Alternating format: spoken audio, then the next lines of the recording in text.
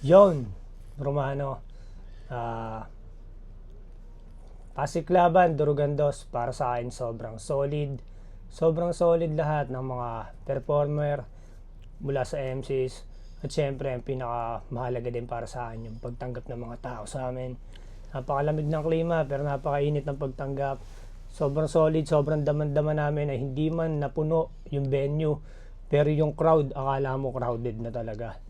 At yun, para sa akin sobrang solid na tong Pasig Laban, Durugandos. At sana wag lang dito magtapos. Sana magdire-diretso pa hanggang umabot ng Durugan 22. De, seryoso, tuloy-tuloy lang. At siyempre, isang malaking pasasalamat at shoutout sa mga nag-organize ng event na to. Kay Boss Chad Parak, kay Madam Early ng Pinoy Boulevard, saka kay Boss Barak ng Pasig Laban.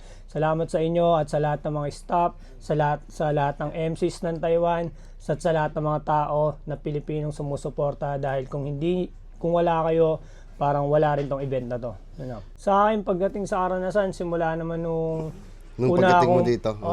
simula nung una talaga ako napunta ng Taiwan, wala naman akong pangit na experience dito. Lagi naman solid yung pag-estima sa amin. Lahat ng pag-asikaso nagagawa naman ng mga organizer natin. Laging kung ano yung parte nila, minsan nga sobra-sobra pa eh. Kaya yon, isang malaking shoutout para sa mga nag-asikaso sa amin dito. Salamat sa inyo, lalo na kay Boss Chad Parak, kay Madam Erlin, sa mga staff ni Madam Erlin sa Pinoy Boulevard, sa mga kasama ko na MCs na nag-asikaso sa akin, dahil sumakit nga yung tagiliran ko, pero wala naman ako sinisisi doon dahil sarili ko to.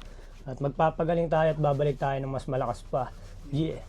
Ako, unahin ko muna yung masasabi ko sa kalaban ko. Wala mo na akong masasabi. Kasi alam ko na magaling siya sa porte niya. Saka alam ko may puso siya sa ginagawa niya.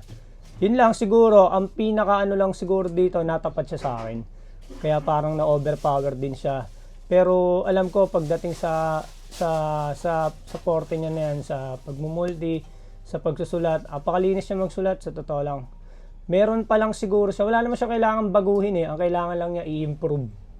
Yun para sa akin. Kailangan lang mas mag-improve lang ng i-improve. Walang hangganan. Na alam ko darating sa time na mas mamamaster niya yung style niya na yan. O baka makapag-showcase pa siya ng iba pang skills na pwede niya ipakita sa battle rap.